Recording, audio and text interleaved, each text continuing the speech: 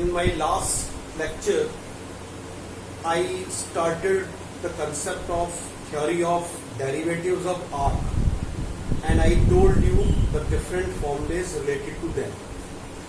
And उन formulas को लेकर हम कुछ क्वेश्चंस कर रहे थे जो कि आपके एग्जामिनेशन पॉइंट ऑफ व्यू से इम्पोर्टेंट है. दिस वाज द क्वेश्चन जिसके लिए हमको दो पार्ट प्रूव करने थे. लास्ट टर्म पे हमने इसका फर्स्ट पार्ट प्रूव किया था, आज हम इसका सेकंड पार्ट प्रूव करेंगे. तो इस क्वेश्चन के रिगार्डिंग एक बात मैं आपको यहाँ बताना चाहूंगा. एग्जाम में डायरेक्टली ये सेकंड पार्ट भी आपसे पूछा जा सकता है. तो एक बात आपको ध्यान रखनी है कि अगर सेकंड पार्ट हमसे पूछा जाता है तो आपको फर्स्ट पार्ट पहले प्रूव करना पड़ेगा. फर्स्ट पार्ट को कुछ लिमिट तक प्रूव करना पड़ेगा. तो मैं आज आपको इस क्वेश्चन को इसी हिसाब से प्रूव करके बता रहा हूं कि अगर ये केवल सेकंड पार्ट हमसे प्रूव करवाया जाता है then how to do it. Okay, तो this is my given curve and I have to prove this relation.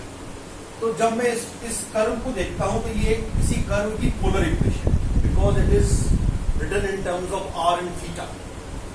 और यहां जो मुझे प्रूव करना है, इस लाइन में मुझे जो डेरिवेटिव्स है मैं उस पर फोकस करूंगा.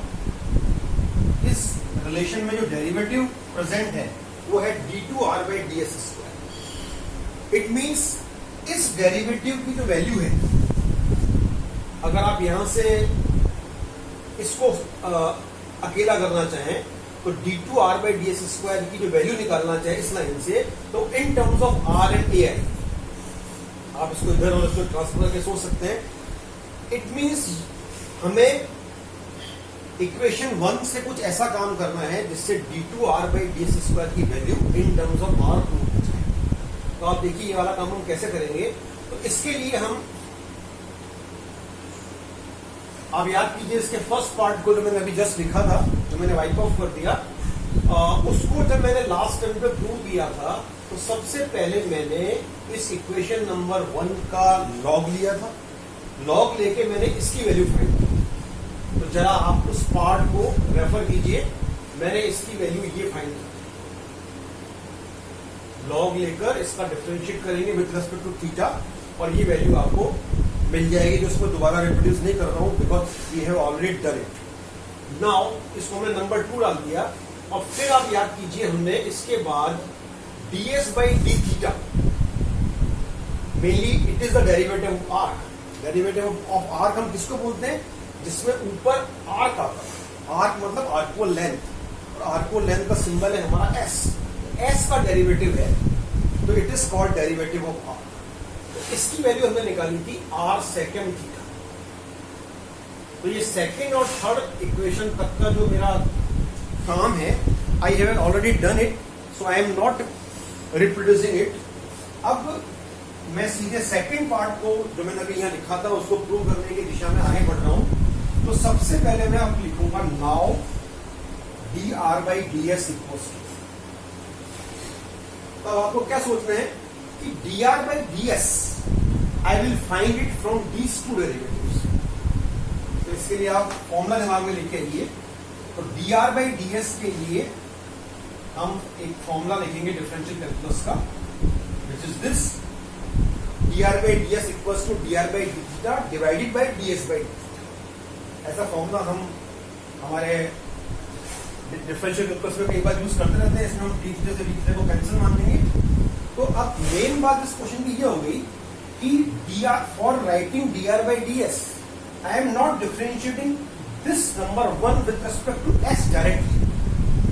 It is obtained, dr/ds is obtained by dividing the two derivatives which are with respect to theta. अब मैंने इन दोनों की यहां वैल्यू पुट कर दी from 2 and 3.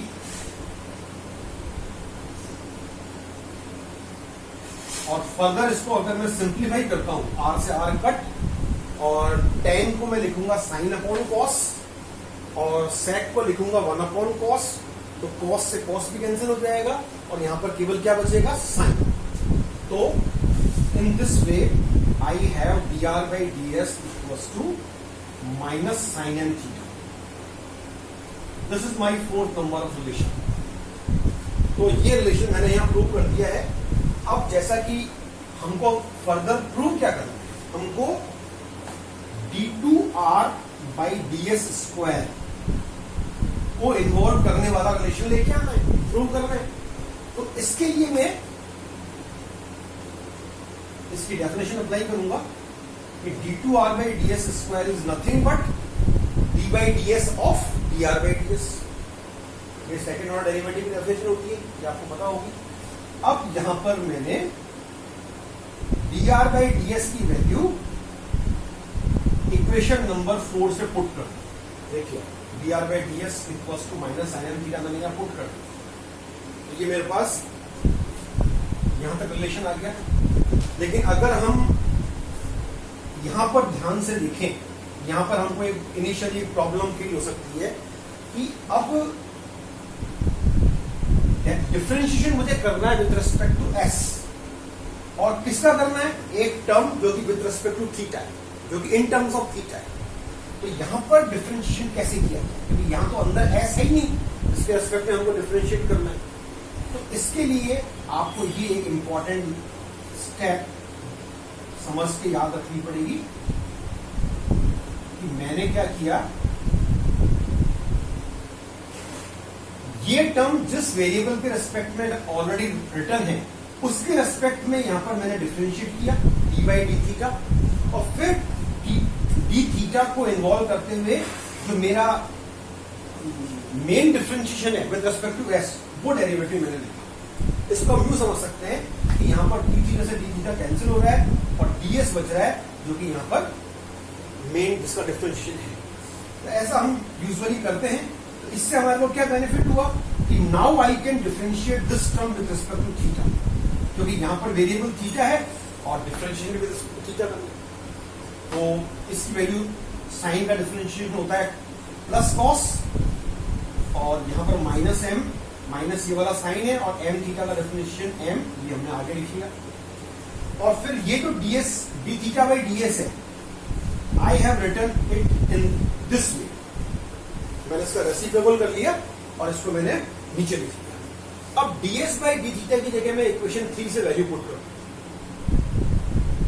ठीक है, तो मैं इसको नई स्टेप नहीं लिख रहा हूं, इसी में कर रहा हूं. आप इसको नीचे वापस लिखिएगा.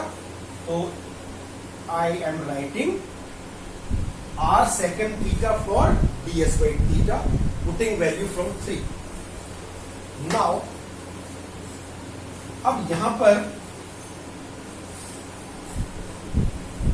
इसको मैंने cos में कन्वर्ट कर दिया. मैंने secant theta को मैंने क्या लिख दिया, उल्टा करके cos, ये हो गया cos स्क्वायर.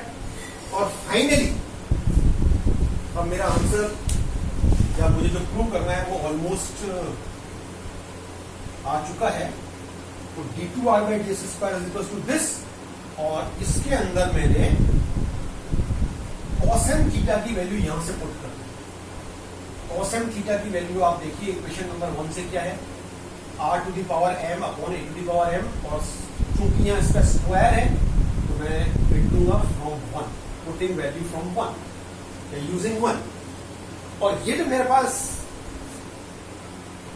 लाइन आई है, इसको अगर मैं सिंप्लीफाई करूं तो it is I get r to the power 2m minus 1. देखिए आप 2m पावर यहां आ जाएगी, 1 पावर ये है, और इसको अगर मैं क्रॉस मल्टीप्लाई कर दूं, a to the power 2m को इधर ले आऊं, a to the power 2m r by ds square plus m r to the power 2m minus 1 equals to 0. ये लाइन मुझे प्रूव करनी थी. तो it is a very good question, important question. Important because ये आपके exams में आया हुआ है, और ओल्ड क्वेश्चन जो आपके एग्जाम्स में आते हैं वो frequently again and again they are asked. तो इसको आप समझ गए होंगे आई थिंक. अब देखिए एक one more important question which is asked in your examination. The question is, for any curve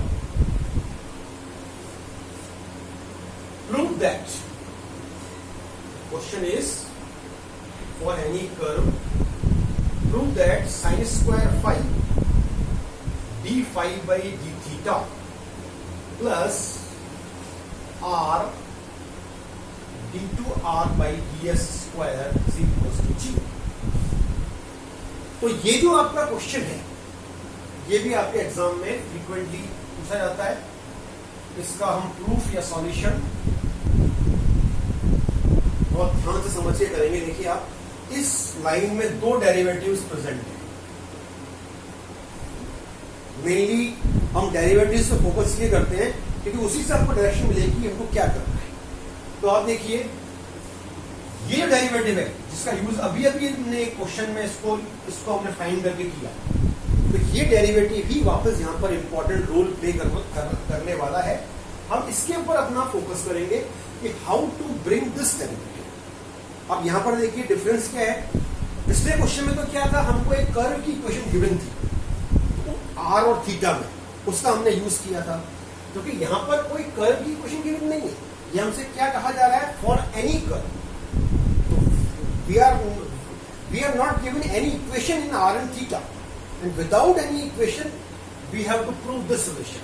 एक तरह से ये किसी भी कर्व पर एप्लीकेबल होने वाला एक फॉर्मूला बनने वाला है. How to prove it, it is a very important, because examination में अगर हमको इस क्वेश्चन की स्टार्टिंग लाइन याद नहीं हुई कि कैसे हमको इसको प्रूव करना है तो we will be in trouble. देखिए आप इसके लिए आप स्टार्ट करेंगे. वी नो, आपको लास्ट टर्म पे मैंने दो ट्राइंगल्स बना के 4 फॉर्मूले लिखने सिखाए थे. 4 नहीं कहना चाहिए, 8 फॉर्मूले, 8 formulas. 4 formulas involve derivatives of r and 4 other formulas involve values of cos phi, sin phi and value of cos psi and sin psi. तो यहां पर आप देखिए, यहां पर जो मैं फॉर्मूला यूज करने जा रहा हूं उसके लिए मैंने यहां पर ट्राइंगल बनाया है r d theta dr ds. याद कीजिए, आपको याद आ गया होगा ये ट्राइंगल हमने बनाया था. फिर हमने इसके ऊपर पाइथागोरस थ्योरम अप्लाई करके 2 फॉर्मूले लिखे थे डेरिवेटिव्स ऑफ r के, और 2 फॉर्मूले हमने cos sin के लिखे थे. तो आपको याद क्या करना है कि हम इस ट्राइंगल पर cos का फॉर्मूला अप्लाई करके इस क्वेश्चन को प्रूव करेंगे. तो cos का फॉर्मूला अगर मैं यहां अप्लाई करूं तो cos phi equals to base upon hypotenuse, आधार अपॉन कर्ण. तो cos phi को मैं क्या लिख सकता हूं. अब इस फॉर्मूले को आप डायरेक्ट लिख सकते हैं, ये ट्राइंगल बनाने की जरूरत नहीं है. अगर आपको फॉर्मूला याद है तो आप we know this is the standard formula. Okay, अब what I want d2r by ds square.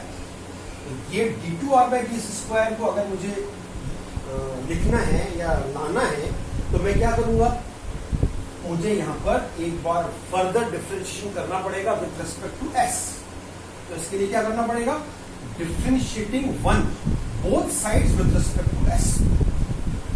1 का दोनों तरफ s के सापेक्ष अवकलन करने पर, ये मैं यहां लिख दूंगा, आप लिख लीजिएगा, ठीक है ना. तो अगर मैं दोनों side with respect to s differentiate करता हूं तो आप देखिए फिर वही बात जो मैंने अभी आपको समझाई थी, एक बार फिर मैं आपको डिटेल में समझा रहा हूं.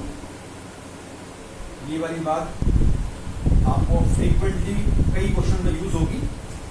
कौन सी बात, कि अगर मुझे यहां पर डिफरेंशिएशन करना है तो आप देखिए यहां पर डिफरेंशिएशन जिसका मुझे करना है वो टर्म फाई में लिखिए, और डिफरेंशिएट करना है s के रिस्पेक्ट में. ये दोनों वेरिएबल इंडिपेंडेंट नहीं है, डिपेंडेंट है एक दूसरे पर, इसलिए इसका डिफरेंशिएशन 0 नहीं होगा. लेकिन प्रॉब्लम क्या है कि अगर इसका differentiation with respect to phi होता तो आपको हम इजीली लिख देते sin phi minus sin phi. अब यहां पर क्या करना पड़ेगा, पहले यहां पर आपको वो वेरिएबल लिखना पड़ेगा जो ऑलरेडी अंदर है, यानी यहां मुझे फाई लाना पड़ेगा, और इस फाई को वापस कैंसिल आउट करते हुए जो हमारा ओरिजिनल डिफरेंशिएशन है जिसके रिस्पेक्ट में वो टर्म लिखूंगा. ये ट्रिक मैंने अभी लास्ट क्वेश्चन में प्रूव की है, तो उसी को मैंने फॉलो किया है. और यहां पर तो खैर कोई दिक्कत नहीं है, इसको मैंने लिख दिया d2r by ds स्क्वायर. ये लाइन मेन इंपॉर्टेंट है जो कि आपको दिमाग में रखनी है। अब मैं बराबर इसको देखता रहूंगा जो मुझे रिजल्ट प्रूव करना है कि मैं कहां तक ला पाया। तो आप देखिए cos फाई का डिफरेंशियल मैंने लिख दिया। अब मैं अगर यहां देखूं जो लाइन रिक्वायर्ड है जो मुझे प्रूव करनी है, तो यहाँ पर sin फाई मुझे रिक्वायर्ड है, वो आ रहा है, स्क्वायर में आ रहा है, कोई बात नहीं, वो स्क्वायर भी आ जाएगा। फिर मैं इस डेरिवेटिव को देखता हूं कि डेरिवेटिव है d phi by D s. यहां मैं इसको देखता हूं तो ये है d phi by d theta.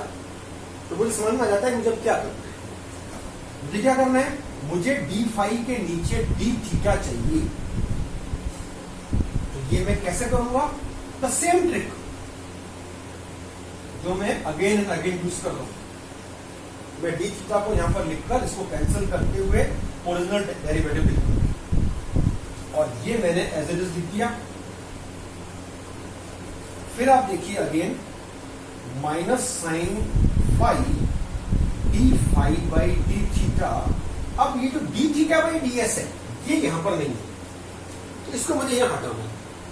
तो इसको हटाने के लिए वही जो मैंने यहां एक ट्राइंगल बनाया था, याद कीजिए आप, r d theta, it is d s, it is d r, it is phi. इस ट्राइंगल से अगर मैं साइन फाई का फॉर्मूला लिखूं तो I have sine phi equals to r d theta by D s. तो यहां से अगर मैं आपको बोलूं डी थीटा बाई डी एस फाइंड कीजिए, तो d theta by D s is equal to sine phi upon r. R को अपन लेफ्ट साइड ट्रांसफर कर लेंगे और D theta by D S की वैल्यू मैंने पुट कर the sign phi upon are. तो ये जो मैंने अभी इसकी जगह पुट किया D theta by D S की जगह, ये फॉर्मूला मैं यहां लिख दूंगा, रीजन देखा। ओके, अब मैं इसको अगर सिंप्लीफाई करूं तो sine square phi, sine phi into sine phi, d phi by d theta. R को मैंने इधर क्रॉस मल्टीप्लाई कर दिया, r d two r by D s square.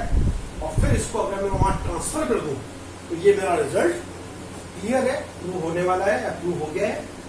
तो this is the way I have proved it. तो इसी तरह के और डिफरेंट क्वेश्चंस आपको आपके बुक्स में मिलेंगे। तो आई होप इसको आप समझ गए होंगे, आपने इंटरेस्टिंगली इसको समझा होगा सारे फॉर्मूलेज। कोई भी क्वेश्चन अगर आपके दिमाग में और है जो आपको प्रॉब्लम कर रहा है, you will ask in comment section. In the next video we will start the next your chapter, जिसका की टाइटल है curvature. That is very very important and that is very big chapter. Okay, thank you very much, best of luck.